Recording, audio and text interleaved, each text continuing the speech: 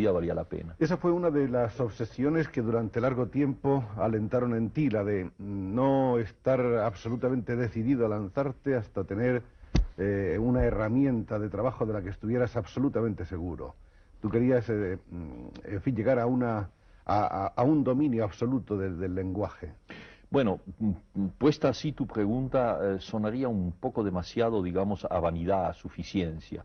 Es decir, esa idea de decir, bueno, hasta que yo no sea plenamente dueño de un estilo y de un campo mental y intuitivo suficientemente perfecto, no voy a publicar nada. No, las cosas no son así, ¿no?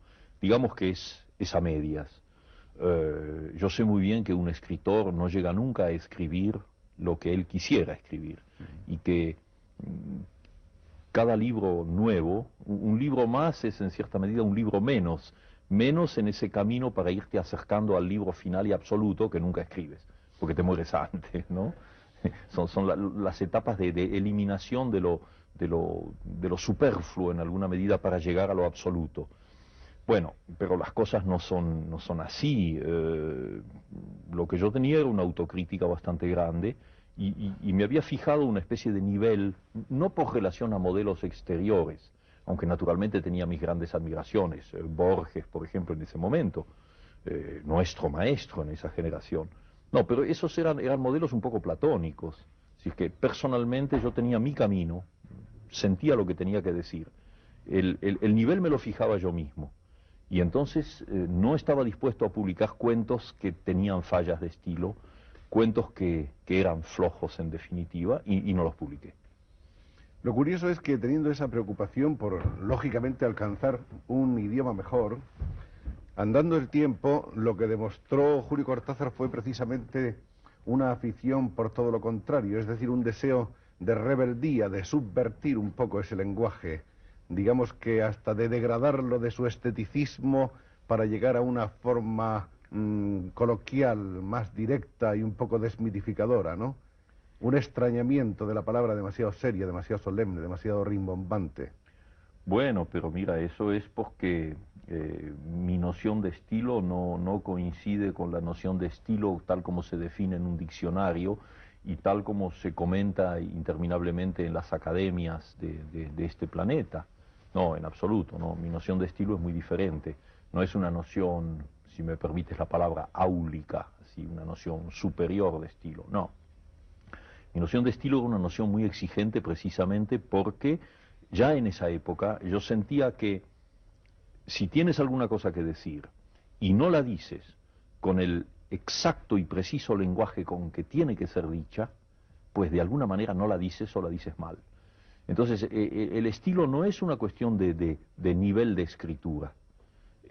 Un escritor argentino que escriba en lunfardo, en nuestro argot, como puede ser el caso del admirable Roberto Arlt, que ha sido también uno de mis maestros, pues ese hombre ha conquistado su estilo, porque lo que él está diciendo, lo que te está contando, pequeñas historias de rufianes, de rateros, de cosas que suceden en prostíbulos, en cafés, en la calle, solo puede tener un estilo que lo vehicule, que lo propulse eficazmente. Y ese estilo no tiene nada que ver con el estilo de Enrique Larreta o el estilo de cualquiera de los escritores que miran hacia la academia.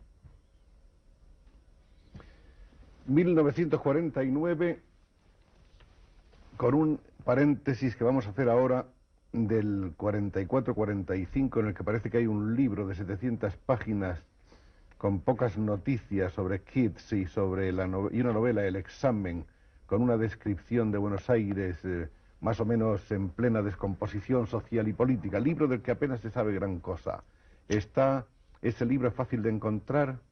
No, el libro no, es que no existe. No existe. No, hay una o dos copias del manuscrito. Pero nunca fue editado. No, nunca fue editado, no. Entonces, volviendo a la edición, es el 49 cuando aparecen Los Reyes. Sí. Poema dramático mitológico en el que Cortázar nos propone una nueva variante del tema del Minotauro. ¿Cómo explicarías ese libro en este momento? Me gustaría decirte dos palabras antes a propósito de ese manuscrito, de ese libro que no se publicó.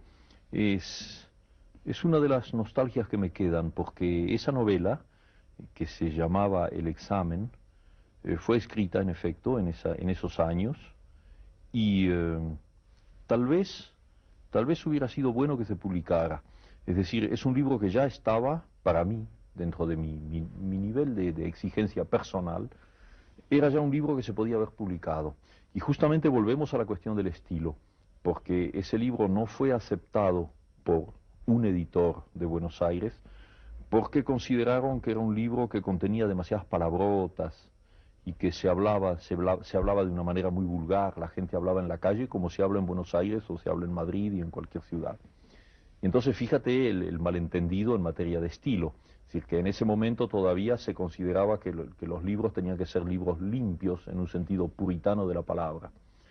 Y bueno, ese mismo editor luego se ha tirado de los cabellos años después, porque la publicación de ese libro hubiera quizá tenido una cierta incidencia en lo que estaba sucediendo en la Argentina en esa época.